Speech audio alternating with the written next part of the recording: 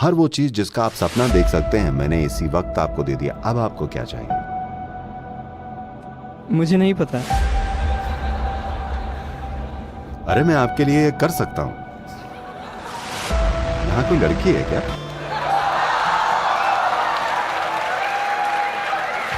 मान लीजिए मुझे एक जॉब चाहिए। मैं अभी एक जॉब के लिए कोशिश कर रहा हूँ।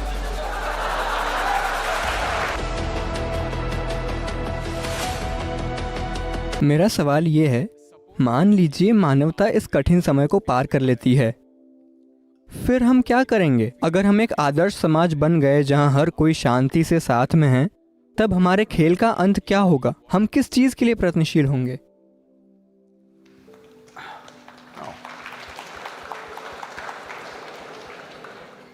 आपके और इन लोगों के बीच कोई डील है क्या?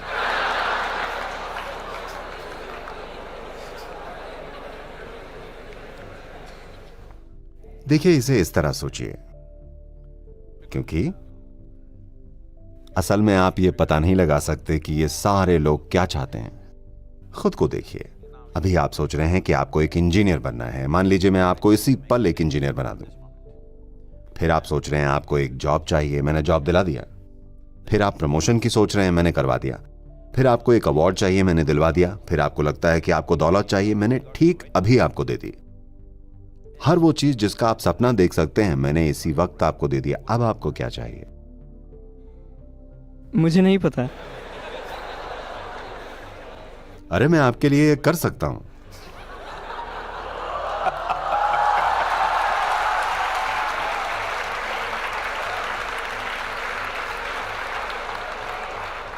मान लीजिए मुझे एक जॉब चाहिए। मैं अभी एक जॉब के लिए कोशिश कर रहा हूँ। हाँ, अब हम खेल के अंत की बात कर रहे थे ना? आपको जो भी चाहिए था आपको इसी वक्त मिल गया। वो चीजें जिनकी आप कल्पना कर सकते हैं, चीजें जिनकी आप कल्पना तक नहीं कर सकते, सब कुछ आपको अभी मिल गया। अब आपको क्या चाहिए? मुझे नहीं पता होगा, अब क्या करूं? इस पर थोड़ा गौर कीजिए। देखिए, जब आप ये कहते हैं तो इसका मतलब है कि आप अपने जीवन में बस संघर्ष चाहते हैं। एक जॉब पाने के लिए 3 साल लगेंगे, फिर आप फील करेंगे वाह मुझे जॉब मिल गया। उन सभी लोगों को देखिए जिनके पास अच्छे जॉब्स हैं, उन्हें सड़क पर चलते हुए देखिए। क्या उन सब से आनंद और परमानंद टपक रहा है? हेलो, दुखी लोग हैं, उन्हें काम पर जाने में ब्लड प्रेशर हो रहा है, उन्हें हर तरह की बीमारी हो रही है, वो पागल हुए जा रहे हैं। हाँ, तो आपको क्या चाहिए? यहां कोई लड़की है क्या?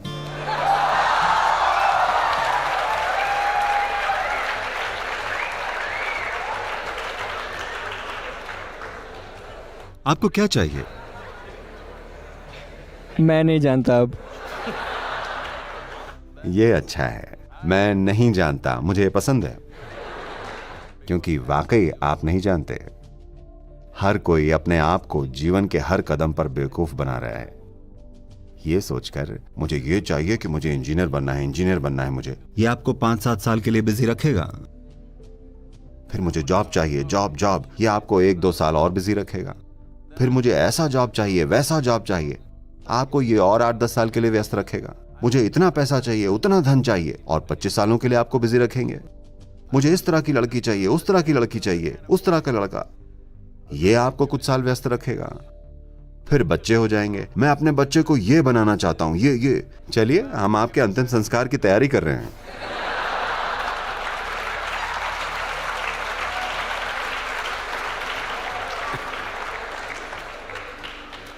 आपको यह समझना पड़ेगा, आपको बस इतना समझना पड़ेगा,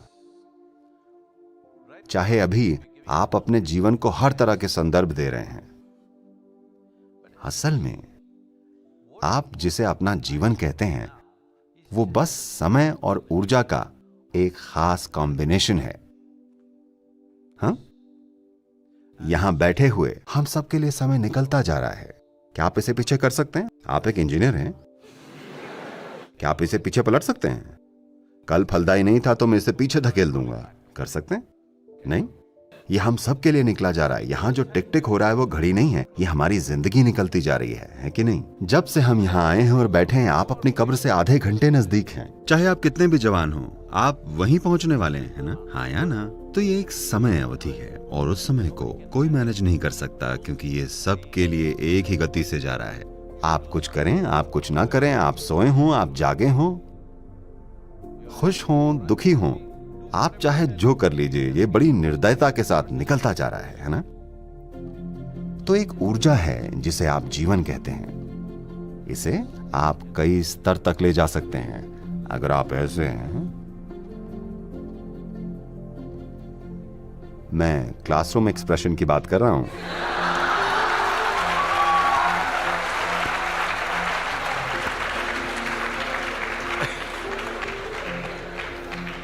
अगर आप ऐसे हैं, 24 घंटे 1000 साल जैसे लगते हैं।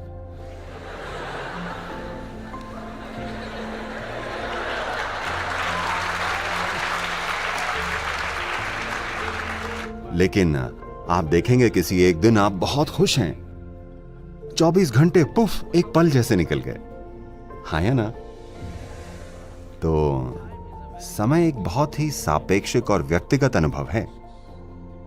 अगर आप आनंद में हैं और आप 100 साल जिए, ये कुछ पल जैसा महसूस होता है, ये बस चला गया। सिर्फ दुखी लोगों की लंबी जिंदगी होती है, क्योंकि अगर आप दुखी हैं तो आपको हमेशा यह लगेगा कि जिंदगी बहुत लंबी है, आप इसे छोटा करना चाहेंगे। पर अगर आप आनंद में हैं तो जितनी संभावनाएं एक इंसान में मौजूद हैं, इससे पहले कि आप उन्हें खोज पाएं, ये खत्म हो जाती हैं। सच में इसमें इतनी सारी संभावनाएं छुपी हैं। तो आपको अपनी ऊर्जाओं को मैनेज करने की जरूरत है, क्योंकि जीवन एक खास मात्रा की ऊर्जा है, यह असीमित नहीं है, पर इसे बढ़ाया जा सकता है। मान लीजिए आप ऊर्जा के एक स्तर पर काम करते हैं, तो जो आप 10 साल में कर पाएंगे, उसी चीज को आप 1 साल में कर सकते हैं अगर आप ऊर्जा के एक दूसरे स्तर पर काम करें।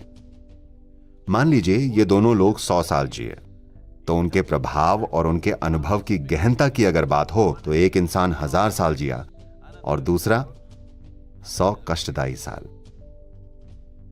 तो आप बस इतना ही कर सकते हैं। अभी शायद आप सोच रहे हैं इंजीनियर ये या वो, ये सब सीमित संदर्भ हैं जो आप अपने लिए बना रहे हैं। बुनियादी तौर पर एक जीवन के रूप में ये बस समय और ऊर्जा है ना? सवाल ये है कि आप इससे क्या बनाते हैं।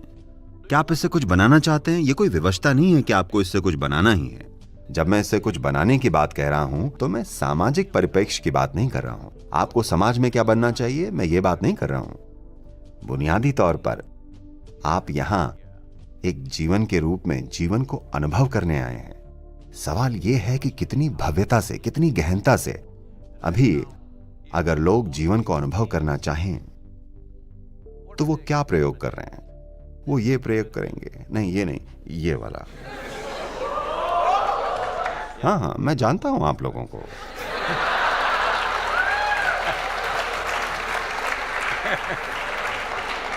या फिर वो ये प्रयोग करेंगे या कुछ और करेंगे।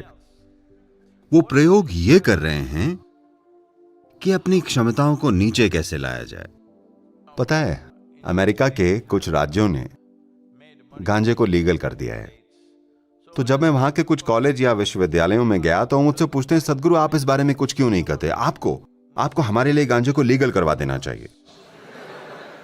मैंने कहा नहीं, कोई प्रॉब्लम नहीं है, हम गांजे को लीगल करवा देंगे, कोकेन को भी लीगल करवा देंगे, मेथ को भी लीगल करवा देंगे। क्या प्रॉब्लम है? कोई प्रॉब्लम नहीं है। बस इतनी सी बात है कि आप इसे क्यों लीगल करवाना चाहते हैं, ताकि आप फूंक कर कॉलेज आ सकें, है ना? चलिए ये ठीक है। पर मान लीजिए आपको एक हवाई जहाज में यात्रा करनी है और पायलट पूरा फूंक कर आता है, आप उसके साथ उड़ना चाहेंगे?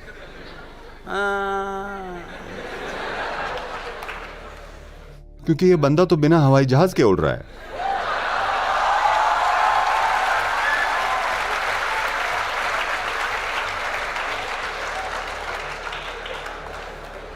ओके, आपको बात समझ में नहीं आ रही है।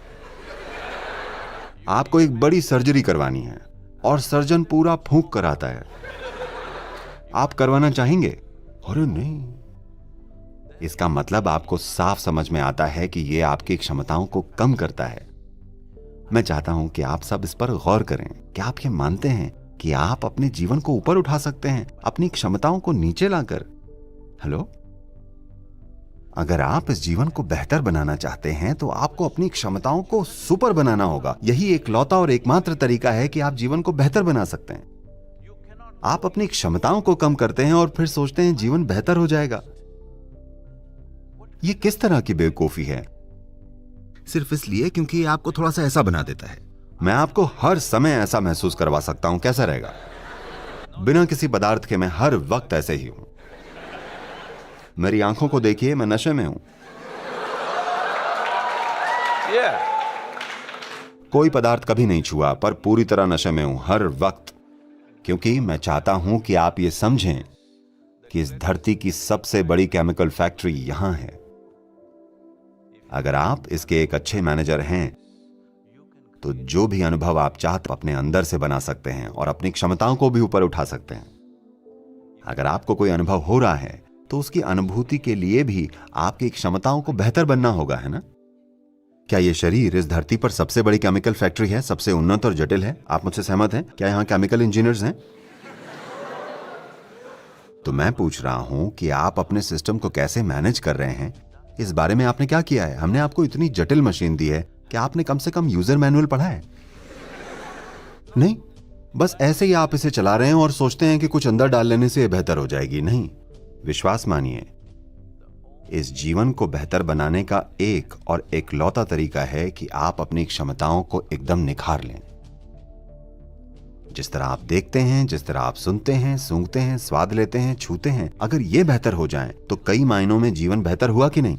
इसमें और भी बहुत कुछ है, पर मैं कह रहा हूं कि आप अपने अनुभव से जो जानते हैं, मान लीजिए आपके बगल में जो बैठे हैं, आप उनसे दुगना बेहतर देख सकें, क्या आपका जीवन बेहतर हुआ? अगर आप दूसरे से बेहतर स्वाद ले सकें, जीवन बेहतर हुआ कि नहीं? अगर आप बेहतर महसूस कर सकें, क्या आपका जीवन बेहतर हुआ? अगर आप बेहतर सुन सकें, जीवन बेहतर हुआ? इस स्तर पर आप ये समझ सकते हैं, पर मानवीय क्षमताओं के और भी कई आयाम हैं। अगर आप इन्हें बेहतर कर लें तो यहां बैठे हुए आप आनंद में डूबे होंगे, बस यूं ही यहां बैठे हुए। आप किसी बकवास चीज को छूना भी नहीं चाहेंगे, क्योंकि बस यहां बैठना आपके जीवन का सबसे बड़ा अनुभव होगा। तो अब खेल का अंत क्या होगा? अगर आपके पास सब कुछ होता तब आप क्या चाहते? अगर आपके पास वो सब कुछ होता जिसकी आप कल्पना कर सकते हैं, सब कुछ ठीक यहां हो, अब आप क्या चाहेंगे? आपको इस पर विचार करना चाहिए, है ना? मैं आपको उत्तर नहीं दूंगा। अगर आप इतने विचार का भी अपने जीवन में निवेश नहीं करना चाहते तो इसका मतलब है कि आप बहुत नजदीक का ही देख पाते हैं। हेलो, ये गौतम बुद्ध के साथ हुआ। आपने गौतम के बारे में सुना है? गौतम बुद्ध, क्योंकि उनके पिता ने कोई ज्योतिषी अनुमान सुना था कि वो या तो एक महान शासक बनेंगे या एक महान संत, और उनके पिता उन्हें एक महान शासक देखना चाहते थे। तो उन्होंने इस लड़के को सुरक्षित रखा और एक अलग महल में रखा जहां ऐशो आराम है, सब कुछ जो आप सोच सकते हैं वहां मौजूद है। एक बहुत सुंदर युवा लड़की से उनकी शादी करवा दी, सब कुछ है। किसी हालत में उसे किसी तरह की पीड़ा नहीं दिखनी चाहिए। पर एक दिन वो बस बाहर निकल गए। उन्होंने एक बूढ़ा आदमी देखा और पूछा, ये आदमी ऐसा क्यों है? होते हैं ना उनके सारथी या गाड़ी चलाने वाले ने कहा, अरे एक समय बाद हर कोई ऐसा हो जाता है। उन्होंने कहा, क्या मैं एक नौजवान राजकुमार हूं, क्या मैं ऐसा हो जाऊंगा? हाँ, ऐसे सभी हो जाते हैं। उन्हें झटका लगा। फिर उन्होंने एक आदमी देखा जो किसी बीमारी से पीड़ित था। ये आदमी इस तरह क्यों है? उन्होंने कहा, ये कई सारे लोगों के साथ होता है, किसी के साथ भी हो सकता है, कुछ कह नहीं सकते। कोई भी बीमार पड़ सकता है। ज्यादातर लोग सोचते हैं ये दूसरों के साथ होता है, नहीं, ये हमारे साथ भी हो सकता है। हेलो। और फिर उन्होंने एक अंतिम संस्कार देख लिया, एक मृत शरीर। वो क्या है? उन्होंने कहा, ये तो होना ही है, हर कोई मरेगा। आपको भी पता है ना, आप भी मरेंगे। नहीं, क्योंकि ज्यादातर लोग सोचते हैं कि दूसरे मरते हैं, नहीं, बुद्धि के स्तर पर वो जानते हैं, पर वो सोचते हैं कि वो यहाँ हमेशा के लिए है। नहीं, आपको हमेशा सचेत रहना चाहिए कि आप मरेंगे। मरेंगे मतलब आपके पास एक सीमित मात्रा में समय और ऊर्जा है। अगर आप इस बारे में हमेशा जागरूक हैं, तो आप अपने समय और अपनी ऊर्जा को कैसे व्यवस्थित करेंगे, आप डिसाइड कीजिए। अगर आपको लगता है कि आप सुपर ह्यूमन हैं, आप मरने वाले नहीं हैं, दूसरे ही मरते हैं, ऑल द बेस्ट।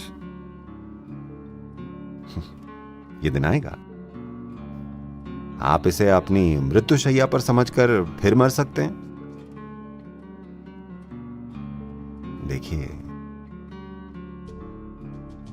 कुछ लोग शायद सोचेंगे कि ये कुछ ज्यादा ही है, पर आपको बीमारों के लिए बनाए किसी घर या किसी हॉस्पिटल वार्ड में जाकर सेवा देनी चाहिए जहां लोग मरते हैं। आपको ये देखना चाहिए, ये बहुत जरूरी है, बहुत बहुत जरूरी है। तभी आप जीवन के प्रति संवेदनशील बनेंगे, जीवन अत्यंत मूल्यवान हो जाएगा, क्योंकि आपको पता है कि ये सीमित समय अवधि है।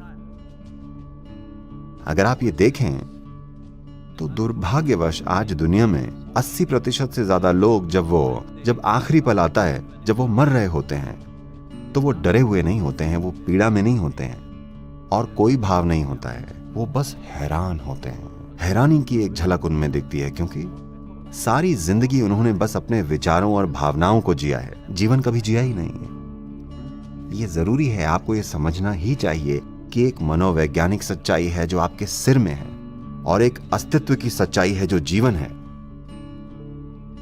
ज्यादातर लोग अपनी मनोवैज्ञानिक चीजों को अस्तित्व की सच्चाई समझने की भूल कर रहे हैं। आपके विचार और भावनाएं ब्रह्मांड से ज्यादा महत्वपूर्ण हो गए हैं, है ना? हेलो? हाँ? आप जो भी सोचते हैं, जो भी बकवास आप सोचते हैं या फील करते हैं, क्या वो इस ब्रह्मांड से भी ज्यादा महत्वपूर्ण नहीं हो गया है?